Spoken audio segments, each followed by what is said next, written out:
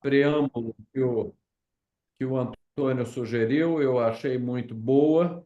E começando dando uma boa notícia, que o Antônio e o grupo da Mola, lá da Maternidade Escola, ganhou o prêmio de melhor trabalho do Congresso Brasileiro. Então, publicamente aqui, os meus parabéns Obrigado, à professor. sua liderança e à competência da sua equipe. Se você quiser falar rapidamente sobre o Parabéns. trabalho. Obrigado, obrigado. Professor, eu estudo uma revisão sistemática com meta-análise, mostrando o papel inovador do pembrolizumab, um imunoterápico que permite curar pacientes com quimiorresistência a todas as quimioterapias já experienciadas. Essa revisão sistemática incluiu os primeiros 4 casos brasileiros tratados com pembrolizumab, 2 casos de São Paulo, 2 casos do Rio de Janeiro, e absolutamente inovador. A grande desvantagem, o preço do tratamento, gira em torno aí de R$ 300 mil. Já É, está no rol da ANS para melanoma e câncer de pulmão. Muda a vida dos pacientes com câncer de pulmão e melanoma. Tem sido usado em inúmeros tumores que expressam em sua membrana celular receptores PDL1, desculpa, receptores PD-1, e permite com que os próprios linfócitos, ou seja, o nosso sistema de defesa, consiga debelar os tumores. É o que tem de mais moderno hoje na é um oncologia. tratamento que demora quanto tempo, Antônio? Professor, a gente consegue ver resposta em 6 meses, mais ou 6 meses. menos. E esse 300 mil são quantas injeções, mais É ou o menos? tratamento, é o tratamento todo, o tratamento é feito a cada 21 dias. Esse valor de 300 mil é esse tratamento de 6 meses. Tá. E, Cada três e semanas, né? esse é o que nós temos de melhor na oncologia hoje, mas com o compromisso de trazer as coisas desse momento para amanhã, para o futuro. O que nós começamos a estudar agora é uma nova classe de tratamento chamado ADC, anticorpos conjugados à droga. Como é isso, professor? A gente coloca o quimioterápico no anticorpo. O anticorpo se liga na célula e joga para dentro da célula, somente para dentro daquela célula, o quimioterápico fazendo um tratamento super específico. Hoje a gente está estudando receptores de folato para isso, já é uma realidade nos Estados Unidos para tratamento de câncer de ovário, um tratamento da ordem de US$ 1 milhão nesse momento, mas que permite curar mulheres que morreriam de câncer de ovário e que hoje não mais morrem se elas exibirem esses receptores de folato no epitélio dos tumores ovarianos, e a gente está estudando isso para os nossos colocarcinomas. Então, a gente pega as molas e estamos fazendo o marcador de receptor de folato, e se isso for positivo, sinala que a neoplasia trofoblástica gestacional será uma doença candidata a essa terapia-alvo chamada ADC, anticorpo conjugado à droga. Ainda Bacana. não tem no Brasil. Bom, vamos começar então nossa sessão principal. Hoje nós temos como convidado, que já é do conhecimento de todos vocês, o Marcos Nakamura, que vai nos falar sobre mortalidade materna. E é um assunto oportuno porque semana que vem comemora-se aí o Mundial de Combate à Mortalidade Materna, né, Nakamura? Que você anunciou. Nacional, né? Dia Nacional. É Então, o com a dia vinte e palavra, oito de maio. É. maravilha. Obrigado, Vamos lá. Jorge. Obrigado, professor. Então, dia 28 de maio é o Dia Nacional pelo redução da mortalidade materna, e aí nosso objetivo é a gente dar destaque a esse tema aqui nessa oportunidade, né?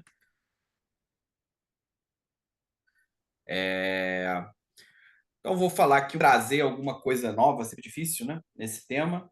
Então, sempre a gente começa com os slides de mulheres que morreram aí a cada momento, a cada hora, né? Algumas morrem de morte materna e no Brasil não é diferente. Cada semana a gente se depara com uma notícia aí nos portais de notícias sobre isso.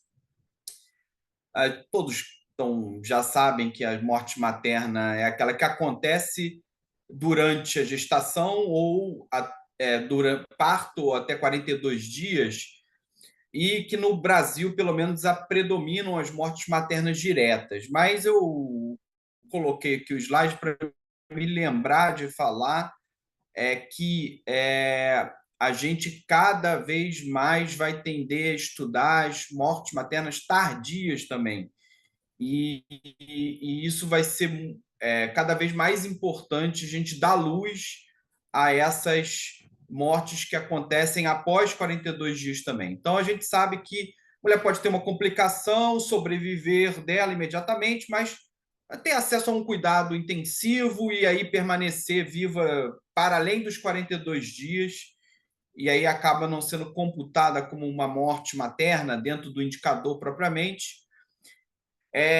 E, para além disso, né, tem também aquelas mulheres que ainda morrem, ainda decorrente de alguma complicação ou do processo gravídico puerperal após esses 42 dias, notadamente aí em países desenvolvidos, destaca-se o suicídio como uma causa relevante no puerpério nesse período. Bom, a gente sabe que a morte materna está aí como objetivo tanto do milênio como do objetivo do desenvolvimento sustentável, né?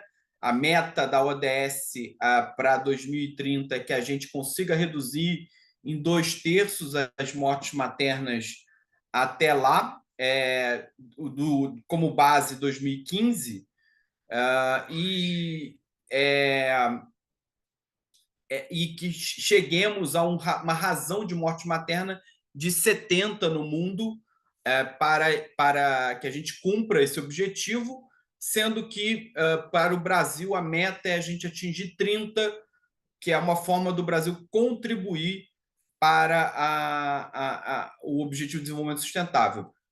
Isso representaria uma redução em relação a 2015, cerca da metade. O Brasil tinha cerca de 60 de razão de morte materna em 2015, então reduziria até 30, e a gente ainda está um pouquinho distante disso aí. Teria que fazer muito esforço para conseguir chegar até lá nesses próximos 5 anos. Mas vamos tentar. No mundo, né, cerca de 287 mil mulheres morrem anualmente. Isso representa uma morte materna a cada 2 minutos. E a cada dia, 800 mortes maternas ocorrem de causas evitáveis relacionadas à gestação, parto, puerpério. Gosto sempre de fazer uma analogia que o maior evento do século, né, que foi de maior impacto no século, que foi a tragédia das Torres Gêmeas em Nova York, teve aí algo em torno de não chegar a 2.000 mortes, né?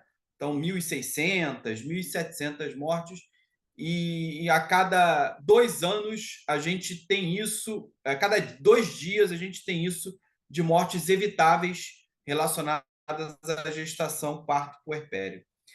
Quase 95% dessas mortes acontecem em países de baixa e média renda, e houve uma redução expressiva a partir dos anos 2000, né, quando teve aí um forte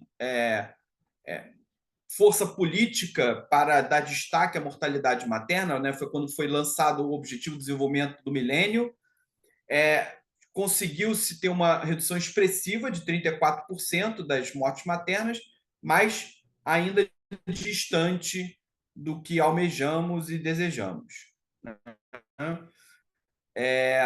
Para além, né, da morte materna ser uma tragédia, ela é também considerada uma violação de direito humano, porque toda mulher tem direito a vivenciar a sua vida plenamente, e a gestação, parto, puerpério faz parte, né, da vida de uma mulher, pode fazer parte da vida de uma mulher, e ela deve vivenciar isso de forma segura e sem prejuízos à sua saúde, né?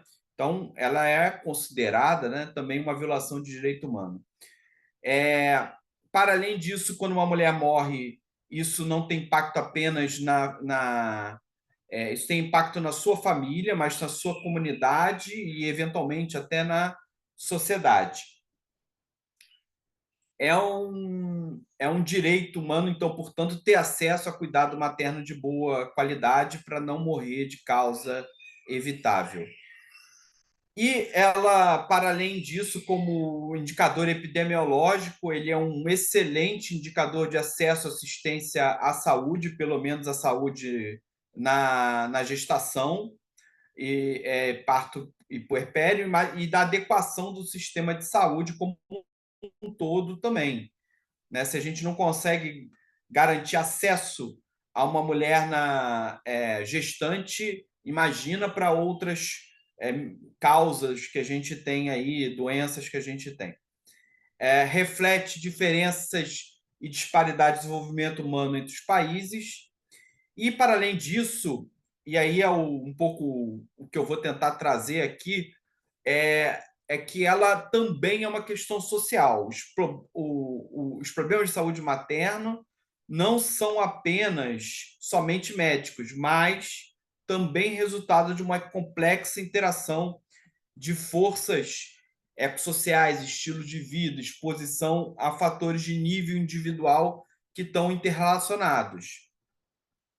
Então, são os chamados, né, superdeterminantes. Né? Os superdeterminantes, eles se implicam com os determinantes sociais, têm relação, porque a depender do seu sistema político-econômico, né, isso vai influenciar, né, na educação, vai influenciar se você na fome, vai influenciar se você tem acesso a coisas básicas, né? Uma redução, se você tem acesso ao sistema de saúde. Então, isso tem implicações até mesmo no estilo de vida. Né? Um país ele tem tem uma programação de fazer de transporte absolutamente rodoviário, isso tem implicações na saúde também. A gente sabe que sistemas de transporte público bem distribuídos, facilitam com que as pessoas usem esse sistema de saúde, e isso altera o estilo de vida também da pessoa, né? Para além de economizar tempo nas idas e vindas de trabalho e etc. Além do acesso ao próprio sistema de saúde. Então, tem implicações várias, esses superdeterminantes, que vão influenciar naqueles determinantes que a gente conhece, né? Que são os determinantes sociais e individuais. Então, isso vai influenciar tudo, vai influenciar os extremos de vida, como momento da gestação, né? O status marital, e que podem ter participação na ocorrência da complicação na complicação da gestação parto puerpério. Então, esses superdeterminantes estão relacionados, né, aos determinantes sociais e à saúde materna como um todo. E é claro que isso leva, se eu tenho um sistema que é pouco igualitário, que tem muita diferença de renda, como, por exemplo, nós temos, isso leva a disparidades na razão de morte materna. E não é preciso ir longe para saber disso. Né? A gente pensa assim, Estados Unidos, Nova York, um centro de desenvolvimento absoluto, né? Uma cidade super rica, mas que tem 40 de razão de morte materna se a gente pegar as mulheres negras que vivem em Nova York. Então, ela tem para essa população específica, tem uma razão de morte materna de um país de média renda. Isso reflete essas disparidades. Isso a gente vê no nosso país mesmo no próprio uso do serviço de saúde. Né? A preta vai usar muito mais o SUS do que as mulheres brancas. Né? E isso vai se mostrar muito importante quando a gente tem que ter noção que para mitigar e reduzir morte materna, a gente precisa trabalhar e fortalecer o nosso sistema de saúde, que vai atender a maior parte da população, e a maior parte da população que tem estão sujeitas a esses determinantes sociais. Então, isso se reflete claramente nos indicadores de morte materna do Brasil. Quando a gente analisa a razão de morte materna segundo a cor da pele, a gente vê que a razão de morte materna entre as pretas é o dobro do que é encontrado entre as brancas e mesmo as pardas, né? E isso, mesmo em cenários da pandemia, se acompanhou, né, essa tendência de sempre ser 2 vezes maior. Isso aqui é bem mostrado em alguns estudos, né, umas análises utilizando sistema de informação que mostram exatamente essa razão, né, de 2 vezes maior a prevalência da morte materna entre as mulheres pretas. É claro que para cada morte materna há um bando de mulheres que sofrem complicações e são sujeitas a complicações graves que levam à quase morte, e essas mulheres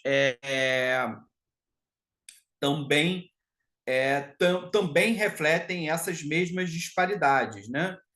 Então, as mulheres que sofrem near-miss, né, que são as mulheres que quase morreram e sobreviveram, elas são muito importantes para a gente estudar a morte materna também, porque a gente tem a oportunidade de conseguir, tendo acesso direto a essas mulheres que sobreviveram, saber qual foram os percalços que ela sofreu no sistema de saúde. Aqui estão os critérios da OMS de near-miss, né? Mas é só para mostrar que são casos muito graves que resultam em falência orgânica, mas que, graças a um tratamento adequado ou mesmo até sorte, elas sobreviveram. E essas mulheres, a gente mostra aqui na análises preliminares do estudo Nascer no Brasil 2, que essas mesmas disparidades que a gente encontra na morte materna, a gente também encontra no near-miss materno. É claro que estudar a morte materna no Brasil em estudos transversais ou prospectivos é muito difícil, porque o N não é muito grande, você tem um grande número de instituições hospitalares no Brasil, são 4.000 hospitais que atendem parto no Brasil, então é impossível estar dentro de todos eles, mas com a nossa amostra aqui modesta de 300 hospitais, a gente tem um bom panorama e abrange aí a maioria, mais de 80%, representa mais de 80% dos nascimentos no Brasil. E a gente vê que o near-miss ele ocorre aqui, apesar de não ter sido significativo, mais pretas do que brancas, né? E se a gente pega a morbidade materna grave, isso sim, de forma significativa, acomete mais as pretas do que as brancas. Bom, e onde que a gente... Por que... Então, Tadeusz e Mann, que 2 pesquisadores, eles perceberam que nos anos 90, que fazendo investigação dos óbitos maternos, algumas mulheres chegavam tão tarde na instituição hospitalar que já não podiam ser salvas. E daí eles conceituaram essas 3 fases da demora. A primeira demora é a demora relacionada ao usuário, na própria percepção do usuário em procurar o serviço de saúde, né? Ele inclui a demora na identificação da sua condição e na busca do cuidado ou recusa de tratamento oferecido. E aí a gente aqui vai ter aqueles determinantes sociais atuando, né? A gente vai ter populações que têm uma cultura diferente da nossa, que quando a gente olha esse recusa de tratamento oferecido, é impossível não pensar nos testemunhos de Jeová, mas poderia ser uma tribo indígena, isso é muito comum na África, né? Que considera, né, que qualquer tratamento recebido durante a gestação, durante o parto ali é alguma coisa maléfica, né? Ou que vem dos espíritos ruins. Então, a questão cultural sendo uma barreira no cuidado que pode ser ofertado.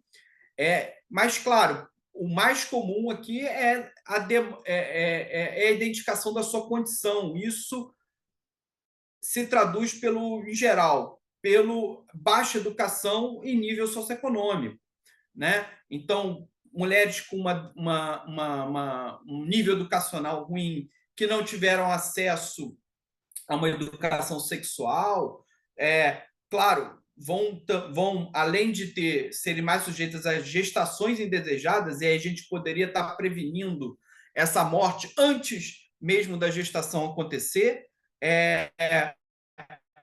vão ter problemas na identificação da sua condição, dificuldades na compreensão da sua condição de saúde, né? O pré-natal até pode orientá-la que deve procurar hospitais quando tiver esses tais sinais clínicos, mas ela tem uma dificuldade de compreensão disso. Ou mesmo não tem acesso, né? A gente está aí, a aparelho de pressão para poder verificar a pressão com frequência. A gente não tem, ainda que tenha aqui programa no Rio de Janeiro especificamente, mas no Brasil todo isso não é uma coisa ainda comum. Então, isso vão ser coisas que vão demorar, vão contribuir para essa demora da identificação. O próprio cuidado pré-natal, que pode não alertá-la desses sinais, que são sinais de gravidade em que ela deve procurar a instituição hospitalar.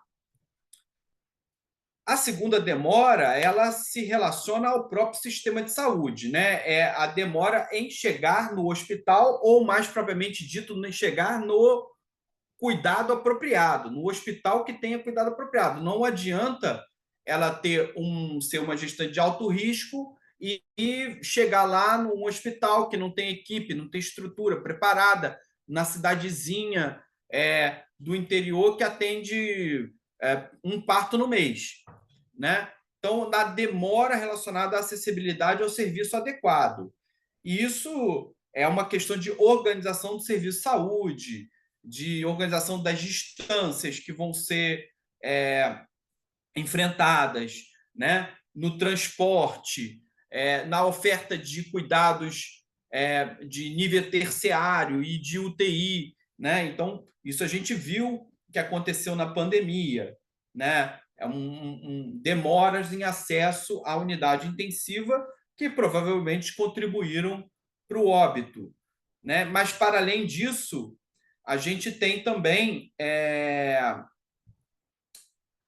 a própria sistema de regulação, que muitas vezes demora para levar para o local apropriado, mesmo do pré-natal, né? Então, essas demoras ainda contribuem para as mortes maternas. Vou comentar um pouquinho mais da peregrinação depois. E a maior parte das demoras, né, relacionadas tanto a near-miss como óbito, estão relacionadas aos cuidados médicos. E aí é a demora que acontece dentro da instituição hospitalar, é a demora em fazer os protocolos apropriados para sepse, hemorragia e hipertensão, né? E isso tem resultados, né? A gente sabe que fazer antibiótico em até 1 hora para sepse reduz mortalidade. Fazer antipertensivo em até 1 hora para hipertensão grave reduz chance de eclâmpsia, né? Fazer o protocolo certo, né, apropriado, primeiro bando de hemorragia, também vai resultar em redução de mortalidade. Então, quando a gente tem a gente observa que no Brasil, né, o estudo do Rodolfo Pacanella mostrou que a maior prevalência tanto do NIRMIS quanto das mortes maternas no Brasil é da terceira demora, né? Então, a terceira demora acontece em 65% dos óbitos e 42% dos NIRMIS, sendo que, quando a gente analisa tudo, 84% dos óbitos tiveram alguma demora, seja a primeira, segunda ou terceira, ou um conjunto delas, e que, portanto, poderiam ter sido evitadas com um cuidado mais ágil. Então, aqui, né, muito importante as instituições hospitalares trabalharem, né, os seus protocolos de treinamento para reconhecer, resgatar, reavaliar, referenciar as mulheres que têm condição de gravidade, né? Reconhecer você pode fazer através dos sistemas de alerta, como o MILS, né? Mas existem outros, né? Resgatar significa fazer os bundles, né, que a gente já comentou, e reavaliar e, eventualmente, referenciar para o cuidado mais apropriado, caso não seja a sua instituição hospitalar, não tenha suporte necessário para cuidado daquela paciente, né? Então, a gente sabe que isso aqui é capaz de reduzir mortalidade ou, pelo menos, desfechos graves, com certeza, né? E aí a gente tem uma parte aqui que é do sistema de saúde, mais uma vez, que é dar conta de levar depois essa mulher, eventualmente, para um cuidado mais apropriado. Quando a gente avalia os fatores associados à demora, buscando de novo aqui o estudo do Rodolfo, a gente vê que quais são esses fatores associados. Não surpreende que sejam os determinantes sociais, né? Então, idade materna menor que 19 anos, ser não branca, com baixa escolaridade, ausência de pré-natal, financiamento público e transferência intra-hospitalar de emergência. Alguns obstétricos também, mas muito importante que a gente enfatize isso, porque o sistema de saúde ele tem que ser focado para atender, né, essas pessoas que têm essas vulnerabilidades têm que ser identificadas de antemão. Quando a gente tem alguma dessas situações, tem que se dar um cuidado especial a essa gestante para mitigar esse determinante social que ela tem. Bom, a gente, quando observa, né, na história da humanidade, né, a gente vê que existe está acontecendo uma transição obstétrica, né? A gente está passando de cenários de alta mortalidade acontecer em alguns países, domínio de causas diretas, para o envelhecimento da população obstétrica, com cenário de baixa mortalidade, baixa fertilidade, eventual medicalização e predomínio de causa indireta.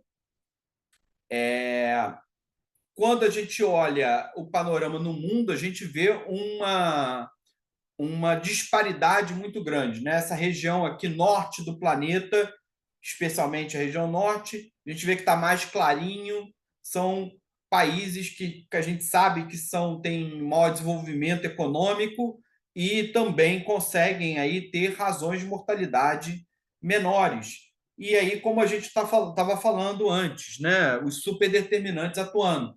São países que têm, claro,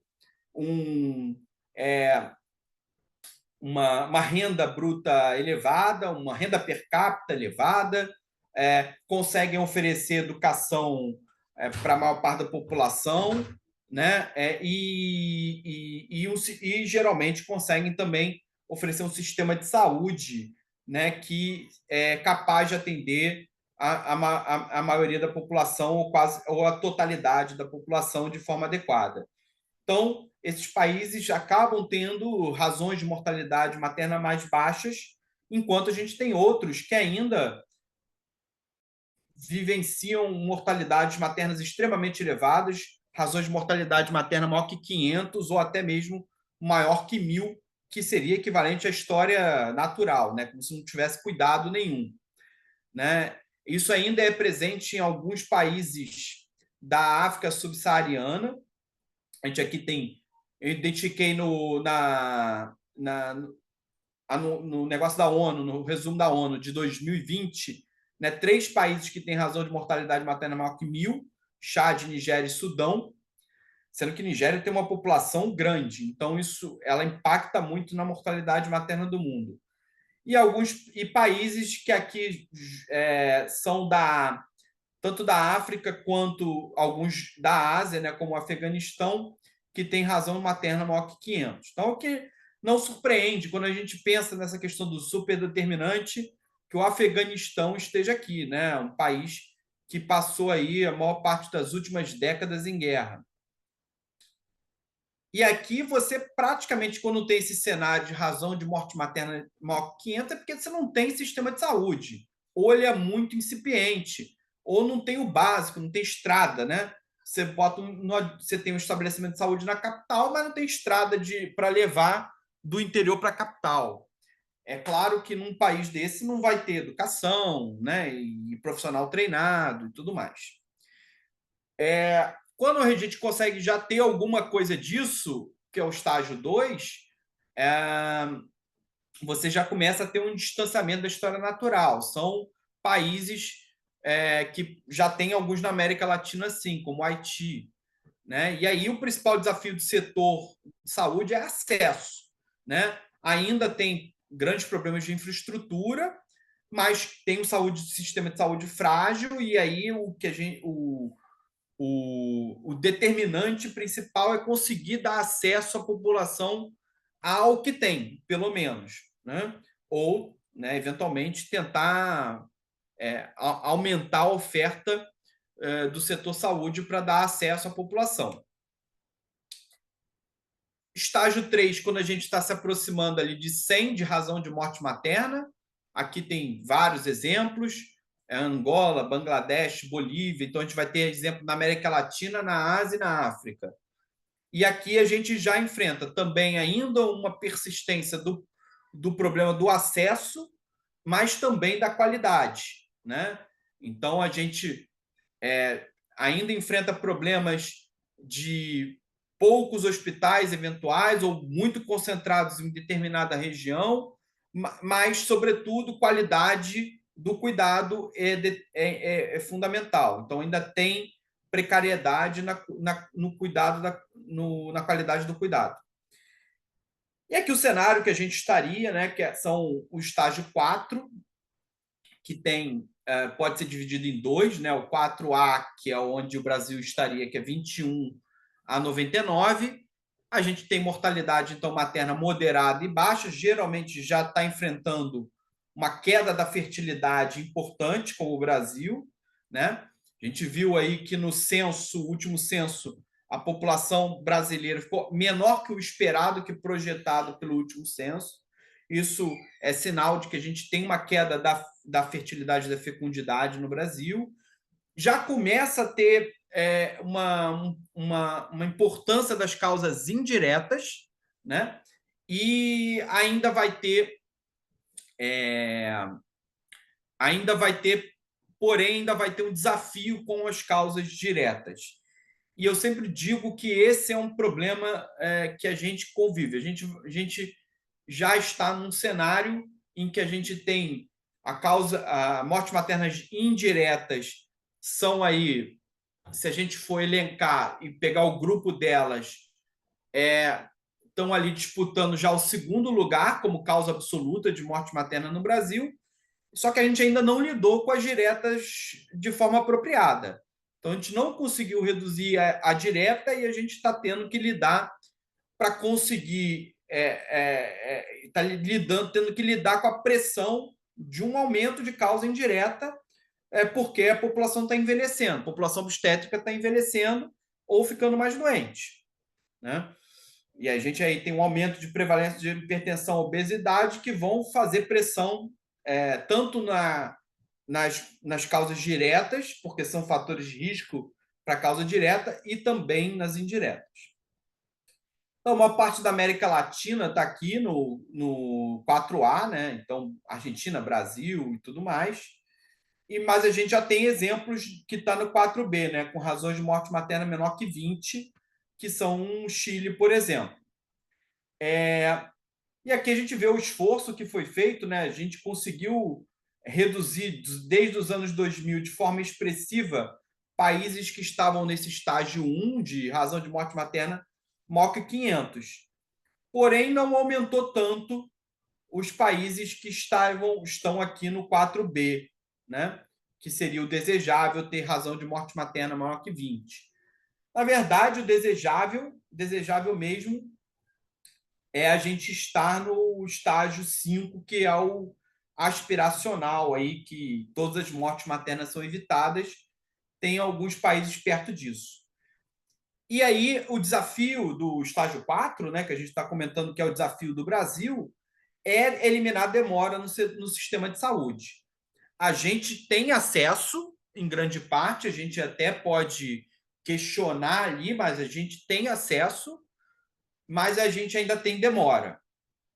E também a gente já tem que conviver com a medicalização, né? Que também pode ser uma barreira para alcançar essa redução.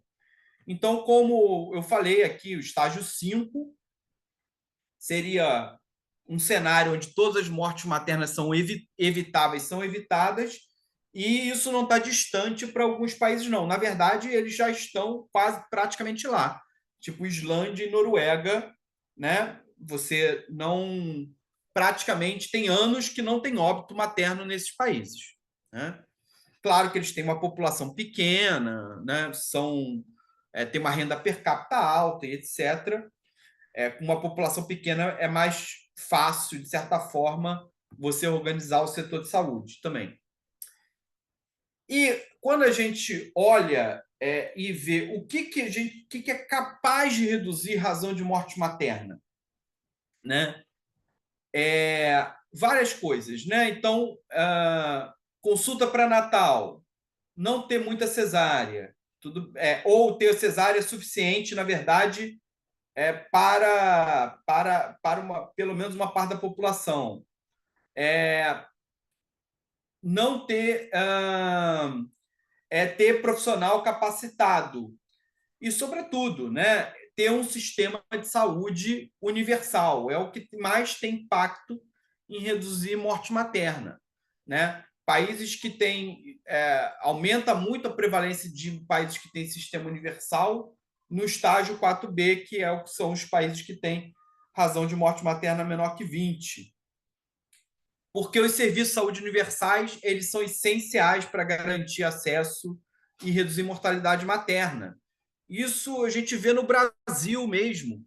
Quando a gente teve a redução expressiva dos anos 90 na razão de morte materna, ela se deu porque o SUS foi criado pela Constituição em 88, dando acesso universal ao sistema de saúde, e a gente tinha uma parcela expressiva da população fora do sistema de saúde.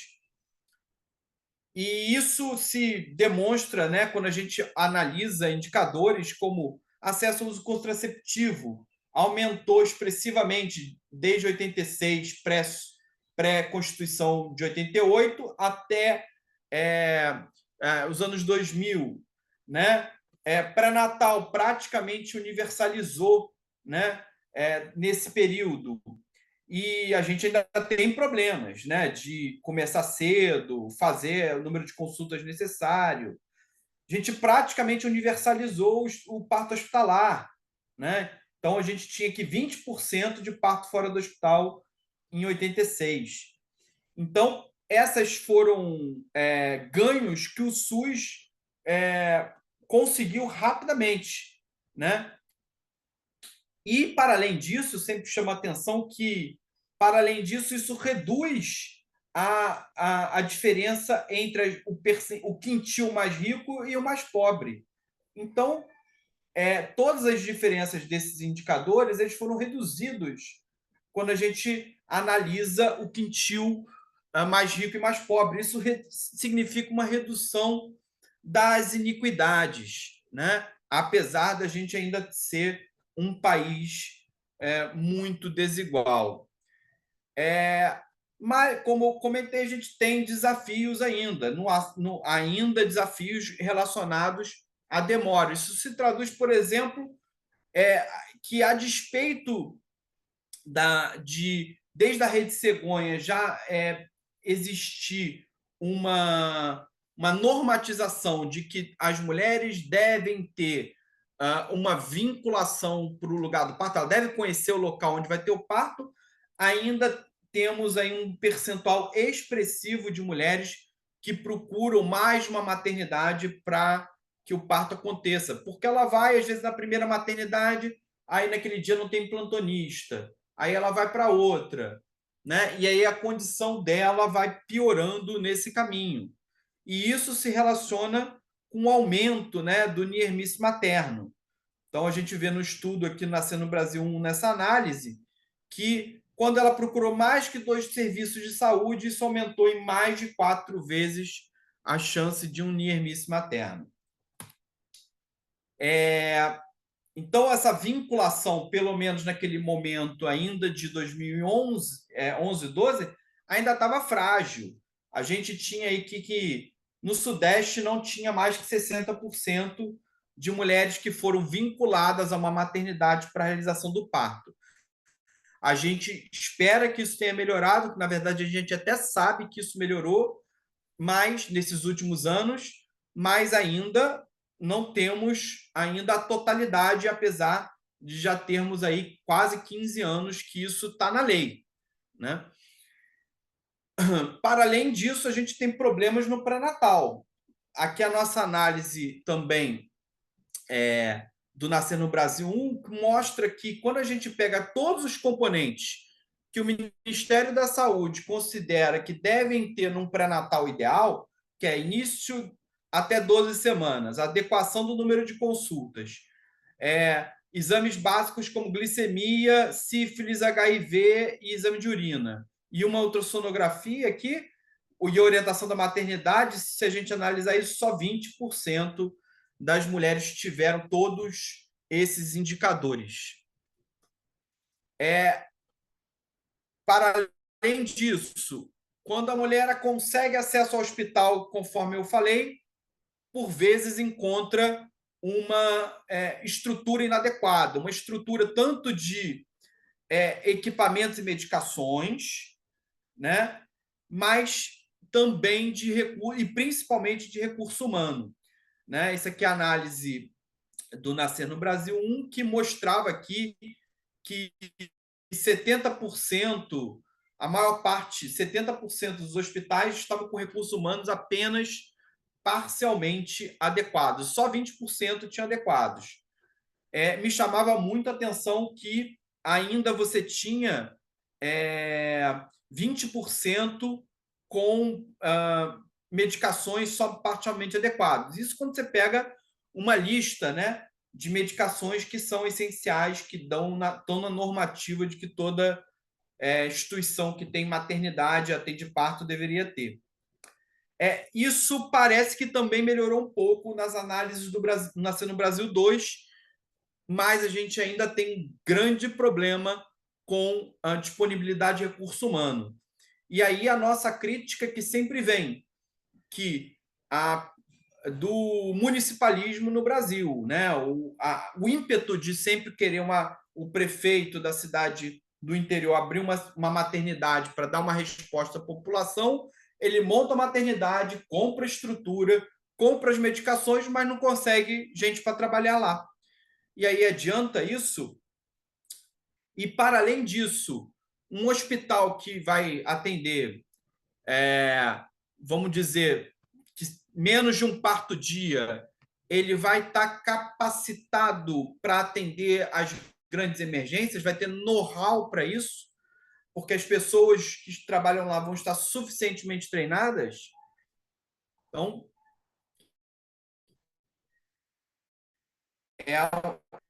questões que a gente deve fazer, né? viu lá num dos slides do início, que impacta nas demoras é acesso ao aborto seguro, né?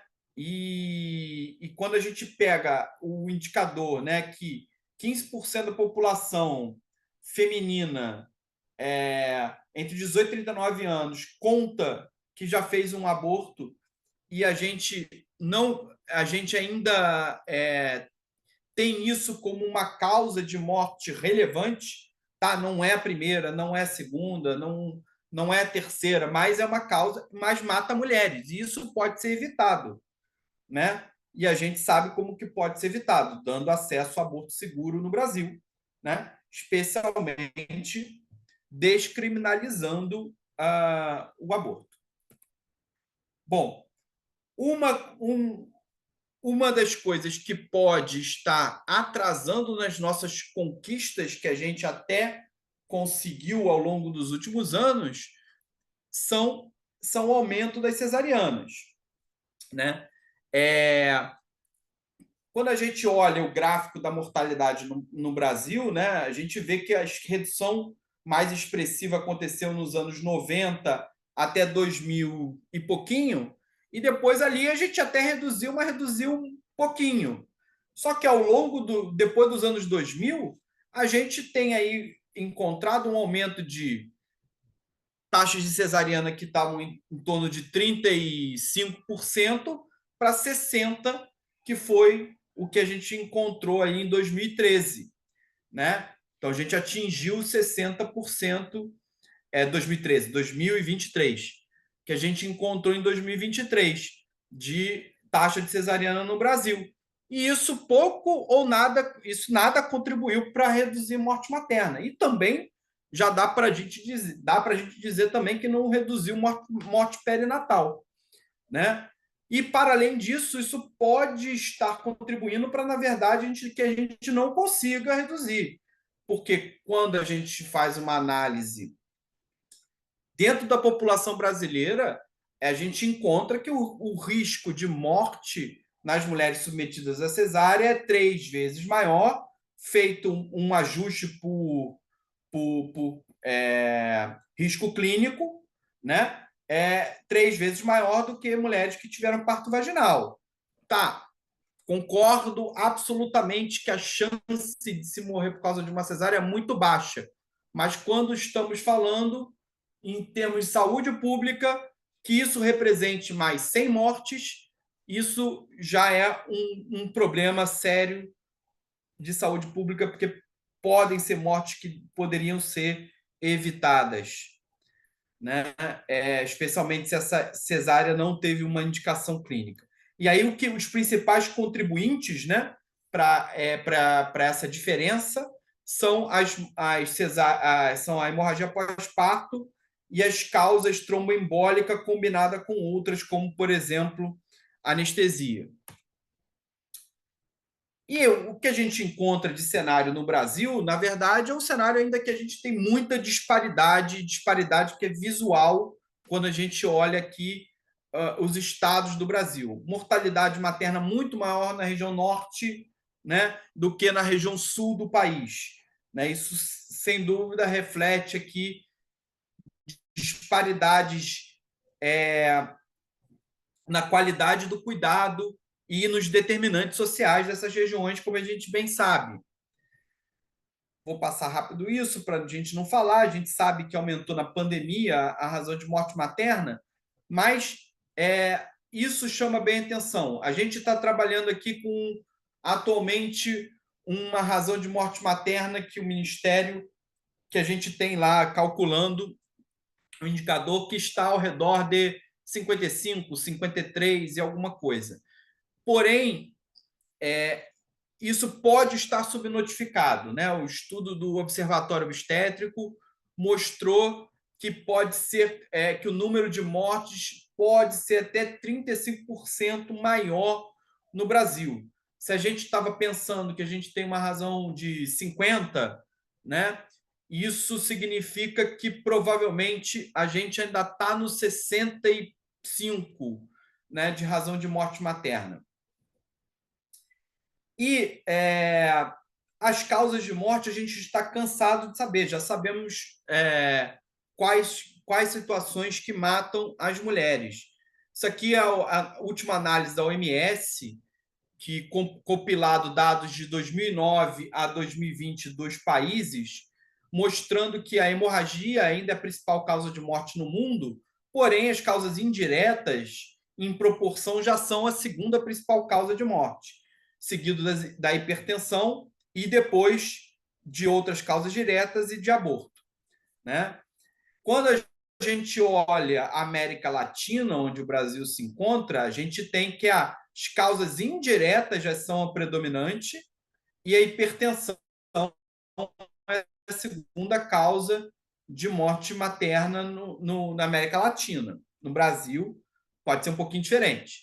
Hemorragia é a terceira, depois vem aborto e outras causas diretas. E aí eu sempre fico assim, será que um dia eu vou ver uma situação, um panorama equivalente ao, por exemplo, da Austrália e Nova Zelândia, que a principal causa de morte materna direta é a embolia, né? E praticamente não tem morte por hipertensão? Espero que a gente ainda consiga ver esse cenário acontecer, né? Mas no Brasil a gente ainda tem aqui predomínio das causas hipertensivas como a principal causa. Há anos que essa causa representa 20% das mortes maternas no Brasil, né? Seguido de hemorragia, infecção e depois aborto. Nos anos da pandemia, claro que aumentou muito a morte, a causa indireta, porque causa respiratória, né, é uma causa indireta, ou por infecção, né, na verdade é uma causa indireta. Então, mas fora desse cenário, né, a gente vai ter ali que normalmente as causas indiretas somadas elas estão ali no segundo lugar, né, de morte materna no Brasil. E também a gente observa essa disparidade quando a gente vê as causas no Brasil, né? A hipertensão ela mata mais preta do que branca e a hemorragia também, mas a hipertensão chama mais atenção porque a discrepância é maior. A gente vê que é quase 3 vezes maior a chance de óbito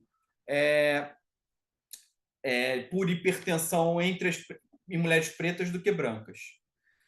E temos aí, né, claro, muitas propostas para reduzir morte materna, desde o Pacto Nacional de Redução da Mortalidade Materna. A gente lançou em 2022 os 10 passos para a redução da mortalidade materna no Brasil, que vão desde ações que atuam na primeira demora, como garantir encontros de qualidade, centrados na necessidade de cada mulher, até as reduções da terceira demora, né, que é o treinamento das equipes, né, identificar precocemente sinais de gravidade, tratamento das síndromes hipertensivas de forma apropriada e tudo mais. Só que isso a gente tem que passar, né, do teórico para a ação. E isso que às vezes conta para atingir a nossa meta de conseguir reduzir para 30 as mortes maternas até 2030, né? Para mudar esse cenário. Agora, essas ações que a gente comentou todas no intuito de tratar, identificar as causas, reconhecer, né,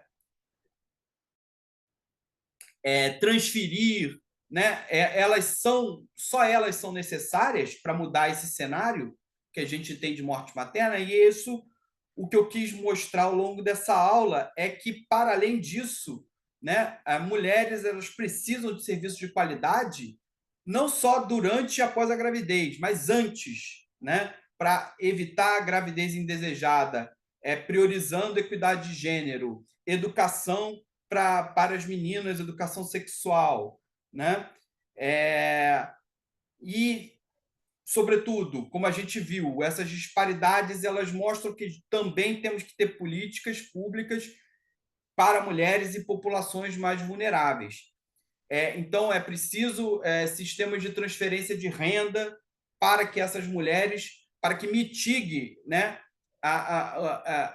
as iniquidades que essas mulheres vivenciam, para que essas mulheres consigam acessar o sistema de saúde, porque às vezes elas não vão na consulta pré-natal, ou não fizeram a consulta pré-natal, porque elas têm 4 filhos em casa, não têm dinheiro para pagar o transporte para chegar na consulta.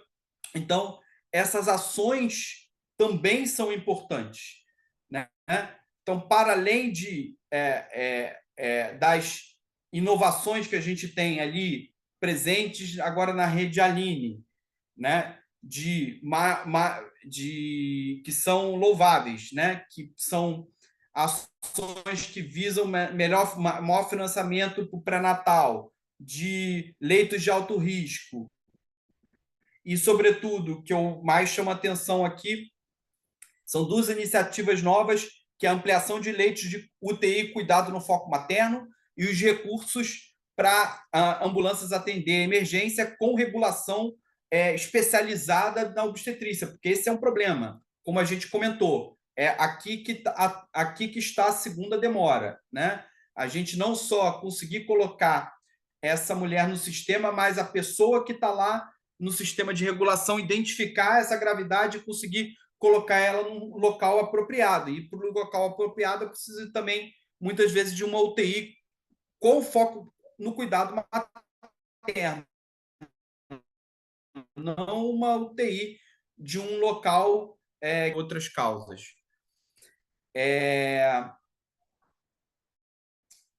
E isso é nesse cenário de fortalecimento contínuo do SUS que a gente tem que atuar para conseguir reduzir a morte materna, porque o sistema de saúde é a única barreira contra as iniquidades de gênero, etnia, raça. Mas também focar somente nas causas biomédicas, como a gente mostrou, é insuficiente. A gente ainda vai ter a força do baixo nível de educação,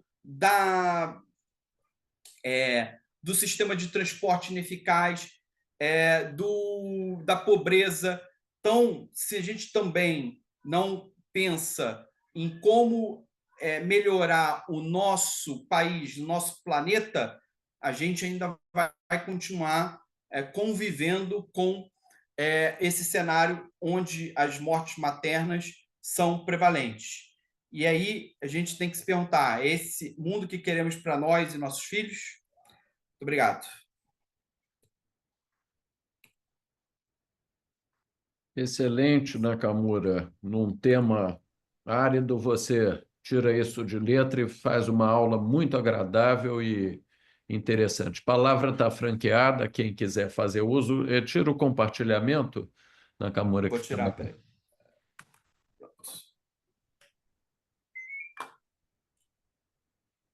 Alberto, Antônio, Nilson, Sidney, que são costumeiros comentadores. Posso Claro. começar. Na verdade, assim, uma observação, né, do que você tem visto, né? Que na minha impressão, a impressão que eu tenho, é que nós tivemos uma grande redução da mortalidade materna né, com o SUS, e agora a gente tem estagnado, tá? Não conseguimos progredir além desses níveis que nós atingimos atualmente. E além todos esses fatores que você citou, um dos fatores que eu também acho que são bastante importantes é a identificação, não só a identificação daquela paciente de grave que, né, está com risco de morrer dentro do ambiente hospitalar, mas a identificação do risco no pré-natal, né? Eu acho que com o passar dos anos, a gente perdeu um pouco essa qualidade na identificação, né, e encaminhamento, né, dessas pacientes a partir da assistência básica, né, da unidade básica. O que você acha, Marcos, sobre isso? Aliás, parabéns, excelente apresentação, né, e realmente motivou todo mundo a ficar atento nas suas informações. E sala Obrigado, cheia, teve um assunto, você está com mais de 30 pessoas em sala. Exato. obrigado, professor. Eu acho que a gente teve aí, assim, pensando no pré-natal, o problema é a gente está como quase todo mundo é do Rio, né? A gente teve um rearranjo do pré-natal aqui que foi, diria eu, que a gente teve o ganho em algumas coisas, em acesso, talvez, mas a gente também vivenciou problemas de qualidade, a gente ainda vivencia, né? É claro que atuar nas duas frentes é muito difícil, principalmente a gente teve uma expansão da rede básica muito rápida, e aí a gente sabe, né, que às vezes em determinados locais não consegue colocar os médicos de família mais treinados e tal. O fato é que a gente teve uma mudança do pré-natal que era feito pelo especialista para médico de família, né? E tem locais até que nem médico de família assim formado né? Ou tem cenário de dificuldade de encontrar o tal profissional. E eu acho que isso, como você bem pontuou, atrasou nesse negócio. Apesar do programa, negócio do caderno de atenção básica ter bonitinho lá, né? A estratificação do risco, às vezes falta o olhar do profissional treinado para conseguir dedicar o risco, porque uma coisa está no livrinho, outra coisa é você conseguir enxergar o problema, né? Então, Exatamente. eu acho que tem esse problema realmente, de conseguir enxergar o problema. Eu vejo uma melhora, não sei se Sidney está levantando a mão aqui, que também está acompanhando isso. Eu acho que teve uma melhora agora nos últimos 4 anos, um pouco disso. A gente passou ali um período turbulento um pouquinho antes, que a gente não estava conseguindo nem ter a segunda rotina pré-natal, né? Agora eu tenho visto mais assim rotinas completas, mas pelo menos o protocolo básicozinho sendo feito. Agora, a gente ainda vê, também pelo viés que a gente tem de estar vendo o caso ruim, né? O caso que dá problema, porque o caso que dá certo a gente não vê, não analisa, né? E aí a gente vê que naquele caso não tinha lá, né? Já tinha lá o 140 no pré-natal, né? Já estava identificado lá. Exato. Muito Ok. bom. Sidney que levantou a mão. Pois é, eu acho que eu sou meio desanimado em relação a 20 anos nessa luta aí contra a mortalidade materna. E às vezes, quando eu acho que vai melhorar, ano passado eu acho que teve uma razão menor, esse ano já disparou de novo. E assim, o que o professor Nilson falou é certo. Realmente, quem está no plantão, você tem que ter a resiliência de saber que essa é a paciente do plantão, é a paciente que você vai voltar seus olhos, que é a paciente que requer o maior cuidado. Isso é um ponto, né? Ou seja, eu não tenho dúvida também que a principal causa basicamente são duas. Basicamente que eu falo que é uma coisa imensa isso daí, né? Que é a capacitação técnica e o baixo nível de escolaridade da população brasileira. Com isso, você tem milhares de faculdades de medicina sendo abertas, você tem não sei quantos médicos sendo jogados no mercado. Esses médicos, 40% deles, ou 30% ou 40%, apenas fazem residência médica. Eu não sei como é que você tem uma qualidade boa de um profissional sem residência médica. Você pode fazer pós-graduação, você pode ter um preparo, mas tem gente que não faz nada. Na verdade, vai trabalhar em UPA, vai trabalhar em PSF e não faz nada. E eu acho pouco provável. Você vai encontrar um ou outro que realmente tenha um padrão bom, técnico, né?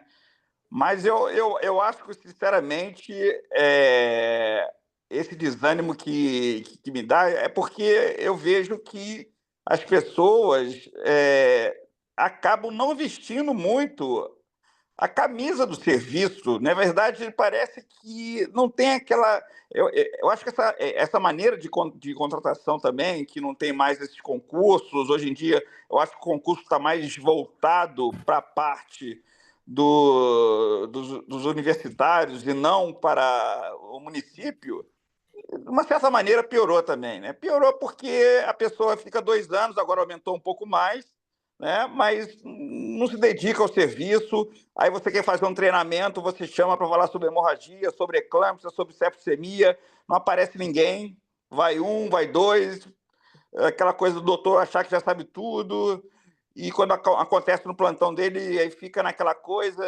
Às vezes tem paciente grave lá no Carmela, eu fico do lado da paciente o tempo todo pensando, quando você vê, tá todo mundo lá sentado, conversando. E, gente, não é possível que não tenha uma mobilização desse grupo. Até um desabafo, eu acho que tem muitos médicos bons, muitos mesmo, mas isso aí eu não tenho dúvida. Mas tem uma quantidade boa que tem que colocar a mão na consciência e pensar, será que eu estou fazendo a parte certa, a parte correta? Porque você só sente isso quando acontece próximo a você. Então, eu vejo com muito maus olhos mesmo. Eu não sei quem está ensinando obstetrícia para essa galera que está com não sei quantas faculdades de medicina aberta, porque o grupo realmente que tem o conhecimento, a gente conhece a maioria, né? Pode ser que tem muita gente também que é bom, que não está aí nas sociedades, nas federadas. Agora, realmente, eu não sei como é que vão ser os cursos nessas quantidades infinitas de faculdade de medicina que está em todo o Brasil. Então, eu sou um eterno desanimado, apesar de estar sempre brigando, e que o Nakamura falou, realmente, o acesso melhorou, todo mundo tem acesso, mas a qualidade... Eu vejo as perguntas, geralmente são perguntas de pessoas que, quando você faz 3 anos numa residência médica, a pessoa fez 2 dias de treinamento de um pré-natal. Ou seja, o que ela está colocando de pergunta ali é o ABC, é a coisa mais primária que realmente você pode imaginar na obstetrícia. E, aliado a isso, você tem também a baixa educação do povo brasileiro, que se você não tiver os anticoncepcionais também de longa duração, não adianta. Acaba engravidando, não toma pílula, não é planejada a gravidez, e aí é um ciclo vicioso que realmente não acaba, não sei quando que vai acabar isso aí. Mas é isso aí. Obrigado, Sidney. Fatumata levantou a mão. E boa noite, professor. Boa noite a todos os participantes e obrigada, doutor Nakamura, pela brilhante apresentação. A mortalidade materna realmente é uma preocupação em todo o mundo. É uma preocupação, é um problema mundial, mesmo em países mais desenvolvidos, mesmo que, ou seja, ainda que a taxa é menor nesses países mais desenvolvidos, continua a constituir uma preocupação. E há vários fatores envolvidos nesse processo, tanto que a própria organização, ou seja, os Objetivos de Desenvolvimento Sustentável preconizam uma redução até 2030, que são desafios, são metas para alcançar, que todos nós sabemos de que não é fácil. Ora, na apresentação do Dr. Nakamura, realçou sobre aumento exponencial de taxas de cesariana aqui no Brasil. Eu gostaria de saber o porquê desse aumento exponencial e se há algo que podemos fazer para a redução desse fenômeno, que é o aumento exponencial de taxa de cesariana. Essa daí, como digo, o Sidney estava falando que ele já perdeu a batalha da morte materna. Eu acho que não perdi, não, mas dessa da cesárea, acho que eu perdi. Essa daí, essa daí, insegurança, depois insegurança, da lei da laqueadura, essa não tem cultura. mais jeito. É, Essa não tem, essa já foi. E aí, assim, tem que ter um movimento. Assim, isso eu ficaria aqui 1 hora falando disso, mas não cabe. Eu acho que é uma questão cultural no Brasil, claro. Assim, o Brasil tem, desde muitos e muitos anos, mais cesárea. Tem uma questão que se criou do passado, de uma coisa de consumo mesmo. Então, porque, vamos lá, 30, 40 anos atrás era a rica que tinha, então era uma questão também, né, disso. Eu acho que tem uma questão ainda que poderia mitigar e tal, que é acesso à analgesia. Então, assim, a gente vê aí nos estudos que a principal motivação da mulher querer cesárea é dor. Então, você pega qualquer país aí desse desenvolvido, tem 80%, qualquer não, mas seria inexplicável. Eles têm 80% de analgesia peridural. Né? E tem. Então tem isso, e tem assim. A gente nunca vai ter, claro, mesmo que a gente fizesse um processo milagroso, a gente nunca teria 20%. Mas isso só reverteria com muito tempo de cultura, de propaganda cultural, como aconteceu com o aleitamento, que eu não vejo nem mais veículo para fazer isso. Porque antigamente você botava no horário no Jornal Nacional lá, todo mundo assistia, no horário da novela das 9. Hoje em dia, né, a audiência está espalhada nos streamings, etc, etc. Não tem nem mais como você fazer campanha publicitária assim de massa que tenha impacto. Então, nem essa batalha aí já era. Como eu falei, isso aí eu acho que impacta a gente de reduzir. A gente está reduzindo morte materna no Brasil, só que muito devagar, né? Isso é mais isso, acesso a aborto e tudo mais, são barreiras da gente conseguir reduzir mais rapidamente. Ou de repente começar a educar a geração atual, pensando talvez daqui a alguns anos, porque essas meninas adolescentes de hoje são mulheres da manhã. Se começar a educar elas desde já. A gente viu que isso, de certa forma, eu acreditei que há 15 anos atrás, quando teve de educação superior e tal, de parto vaginal, de forma mais natural, eu achei que isso fosse, da mesma forma, espalhar para a população mais pobre, mas isso não aconteceu. Pode ser que com acesso à educação melhore, mas que a gente vê, e eu também eu não achava que isso fosse acontecer, e também aconteceu. A gente faz lá, né, Sidney, 30, 40, 50 laqueaduras.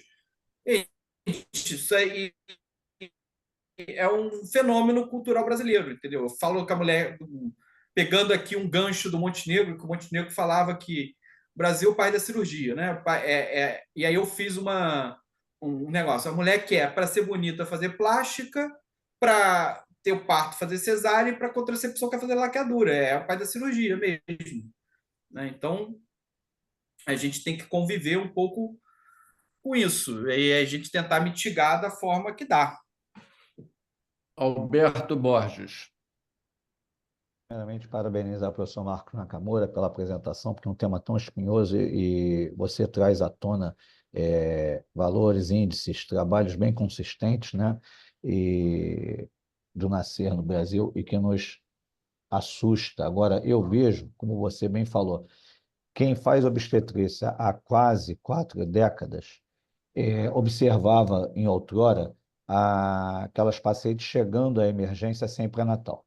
Nós alcançamos a abrangência quase universal na Câmara, mas sem dúvida eu acho que a gente tem que melhorar muito a qualidade dessa assistência. Isso é um aspecto. eu acho que tem uma variável que foge um pouco ao nosso alcance na Câmara, que é a questão socioeconômica. Essa questão é gravíssima, né? Eu vejo um recrudescimento dessa questão, eu vejo a vulnerabilidade social aumentando nos últimos anos e as pacientes chegando numa condição muito adversa para quem está na ponta, no plantão. E aí eu entro naquela seara dita pelo meu vice-diretor, pelo Sidney, né? Que é a falta do comprometimento. Estamos aqui numa sala de médicos, mas eu percebo e lamento por isso. Eu acho que, independente da idade, viu, Sidney? Eu vejo muito colega mais velho sem esse comprometimento, né? Sem essa dedicação ao que faz, parece que perdeu um pouco o interesse pelo que faz. Eu não tenho opinião definida, mas eu acho que, em suma, é um grande divisor de águas, né? A gente vê que na condição socioeconômica mais favorecida, a gente tem uma outra abordagem. Eu acho que é importante o que a OPAS vem se debatendo aí nos últimos anos. Vamos ter uma atenção à hemorragia pós-parto, que ainda é uma causa de alta significância. A gente tem um sal novo aí agora, recém-chegado no mercado, há pouco mais de um ano, né? Que é a carbetocina, que chegou, e eu vejo ainda muitos colegas obstetras que desconhecem esse sal, não que esteja disponível na rede, mas já está na Secretaria de Saúde para a unidade, Secretaria Municipal de Saúde, para a unidade que quiser adquiri-lo com fundos próprios, entende? Nem que obviamente para os pacientes de alto risco, há de se discutir no médio risco, mas nas pacientes classificadas com alto risco, hemorragia pós-parto, mas eu vejo que a gente tem que melhorar muito a qualidade da assistência.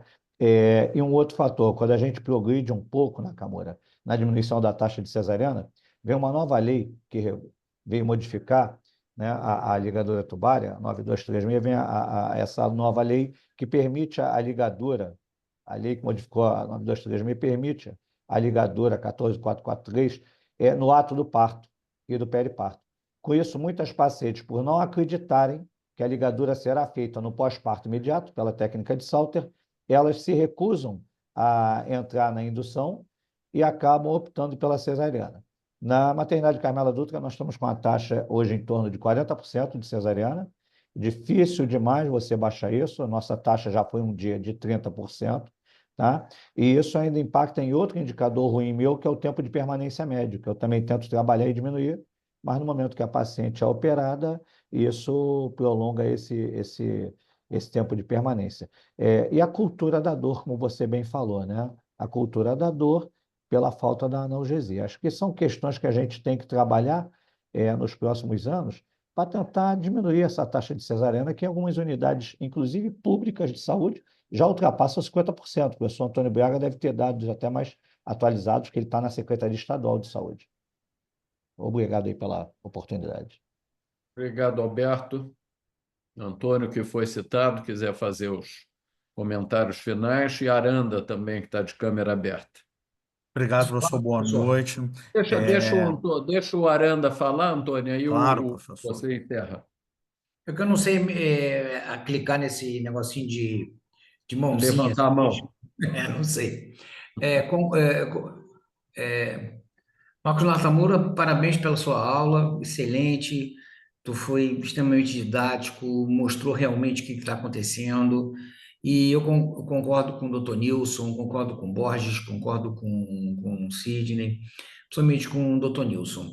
Eu acho que o que está acontecendo no nosso país é o seguinte: é um pré-natal, onde as pessoas que seriam melhores capacitadas deveriam fazer o pré-natal para diagnosticar as gestações de risco, que isso não acontece. Então, normalmente o pré-natal é feito por uma pessoa que não é especialista, desculpa falar aqui, é feito por enfermagem, tá? Elas medicam e acaba batendo lá na frente, lá dentro da maternidade, tá?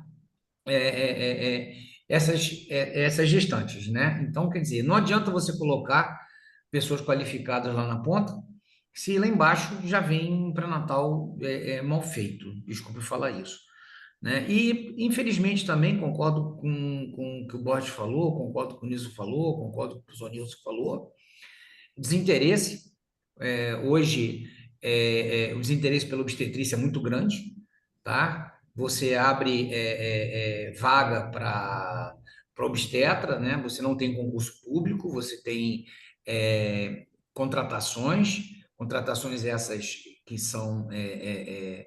não são contratações definitivas, são um espaço curto de contratações.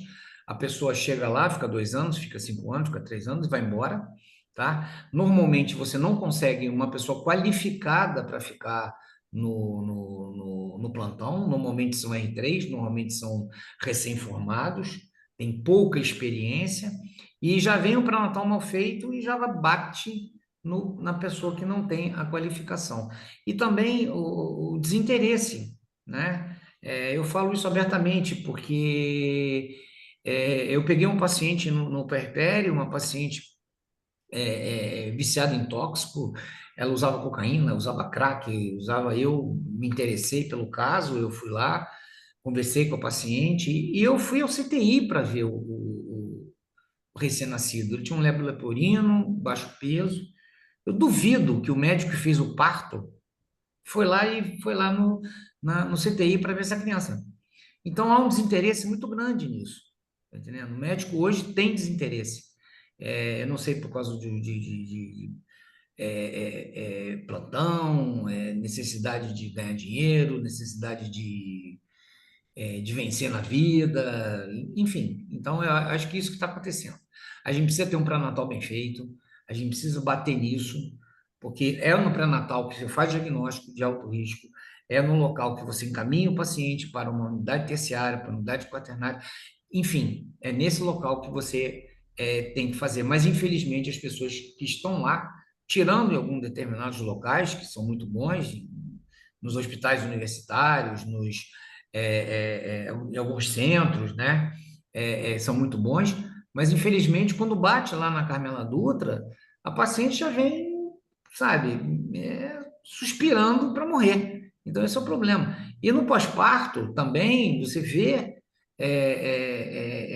muita coisa errada, medicamento errado, condutas erradas, enfim, as pessoas parecem que pararam de fazer uma coisa fundamental na vida, que é sempre estudar, sempre se qualificar. Que é a frase do professor Rezende, que em 2000 escreveu até numa revista, que o médico tem que estudar o tempo todo, ele tem que se qualificar o tempo todo, porque senão ele vai ficar à margem, tá? Porque se você não tiver interesse pelo paciente, se você não tiver capacidade de estudar, se você não tiver lá batalhando por aquela pessoa, aquela pobre pessoa do Sistema Único de Saúde, conforme o Nakamura falou, que é um paciente de etnia afrodescendente, é um paciente com poder socioeconômico baixo. Se a gente não tiver um carinho por essa pessoa, de ajudar, de orientar, a gente vai ter mortalidade materna alta, tá? É um desabafo que eu tenho. Obrigado, Aranda. Realmente um desabafo. demais. Isso motiva a gente fazer essas sessões aí para estar tentando sempre se atualizar. Essas sessões valem não só para os nossos alunos, mas para a gente. Eu aprendo muito aqui a cada semana. Para Eu também. encerrar, já estamos super avançados no horário. Considerações finais do Braga. Professor, obrigado. Nakamura, parabéns. Há uma luz ao fim do túnel. O ano de 2024, no estado do Rio de Janeiro, registramos a menor razão de morte materna desde que essa série histórica tem sido monitorada a partir do ano de 2000. Isso fruto do trabalho das pessoas que estão nessa sala, dos professores, do trabalho do Alberto e do Sidney na Carmela, do trabalho do Nakamura no IFF, do trabalho do Nilson da UERJ, de modo que não podemos desesperançar. O Nakamura aponta aí as demoras, e são as demoras que nós temos que trabalhar nos nossos serviços. Queria dizer que essa aula de hoje, Nakamura, é absolutamente inspiradora e aproveito para convidá-lo para apresentá-la na quarta-feira, no nosso evento da SES, onde trataremos do Dia Nacional de Redução da Mortalidade Materna, apresentando os dados de 2024, pela primeira vez os dados consolidados, que mostram os números positivos.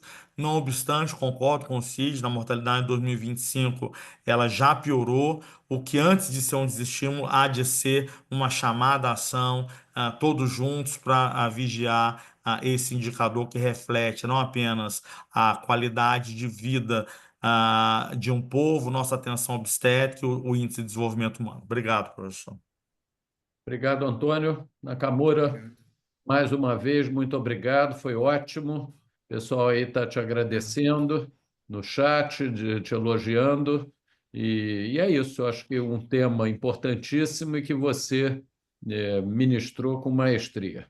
Muito obrigado, então, a todos mais uma vez. Essa aula depois fica gravada lá no nosso canal e semana que vem estaremos aqui novamente nesse horário. Um abraço, gente. Tudo de bom. Obrigado, gente. Tchau, tchau. Abraço.